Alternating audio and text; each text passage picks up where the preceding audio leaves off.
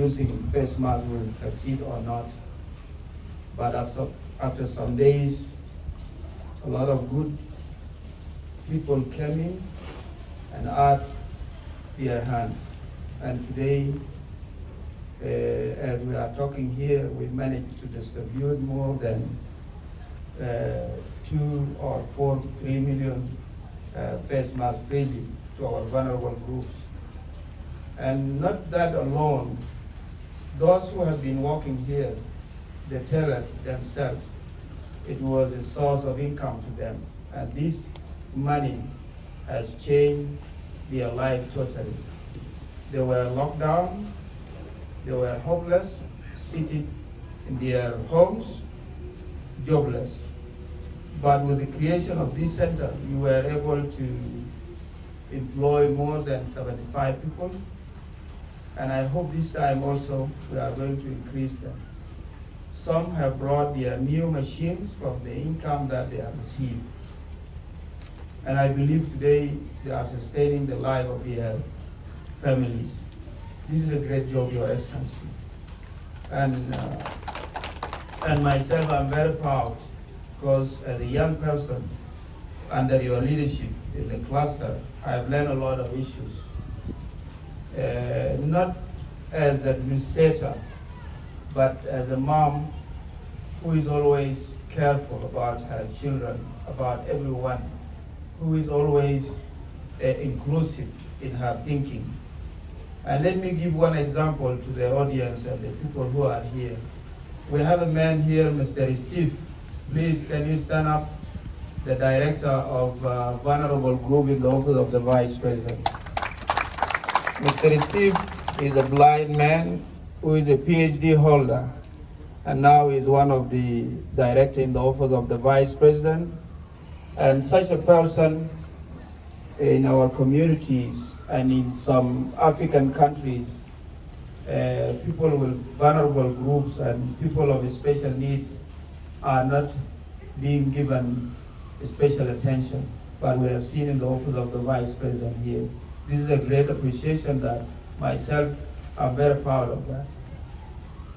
I want to thank the people who have helped us to enable us to relaunch again this important center. This is the only center that is producing face masks and distribute them freely to all the vulnerable groups.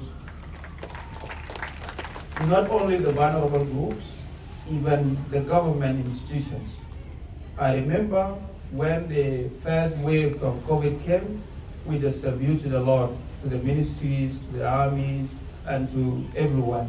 Now I hope, because we are hearing now the third wave is on the way coming. It is in India already, and COVID is real. The best thing is to add our voice to what His Excellency the Ambassador of Netherlands said, that we need to get vaccinated, especially our elderly people. So when we reach 7 out of 10 or 6 out of 10, then we'll be creating what we call in medicine herd immunity. And this is important to cut off the spread and the mode of spread of the disease. Also, I want to conclude by saying that we want to appreciate the Kingdom of Netherlands and the UNDP and USAID and all the embassies. Egypt is here, and the Islamic Bank for their tremendous job and their help and unlimited help to the people of South Sudan. An Irish philosopher said that the only necessity for the triumph of evil is for the good man to do nothing. And I believe with your help, South Sudan will be doing a lot and will do a lot.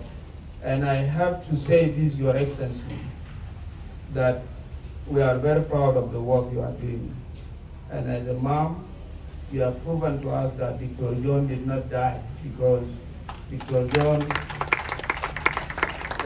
all Dr. John plans was to see a peaceful South Sudan, to see a South Sudan where everyone is included, where everyone is taken care of, And this is what you are trying to prove now. You have planted a good seeds because, as the Bible said, you can know the tree from its fruits. And the good trees always bear good fruits. And the kids and the sons and daughters that you have given to South Sudan are good people, and I have justified this during my proximity working with them. And having said this, I want to say that our president has delegated all of us, the vice president, the advisors, the ministers, because the president cannot be a minister of youth at the same time. And we have that power to do what the president wants from us. And this is the good example that Her Excellency the Vice President Mohamed Beke is trying to prove, that let us do our initiative at our levels, and I believe South Sudan will be a great nation very soon, and will be creating environment for all of us if we magnitude and replicate what Mohamed Beke is doing in all the government institutions. This is what I want to say. Otherwise, Your Excellency, you are highly welcome to give your final remarks as a mom of the day, as the patron, the matron of this beautiful day. Thank you.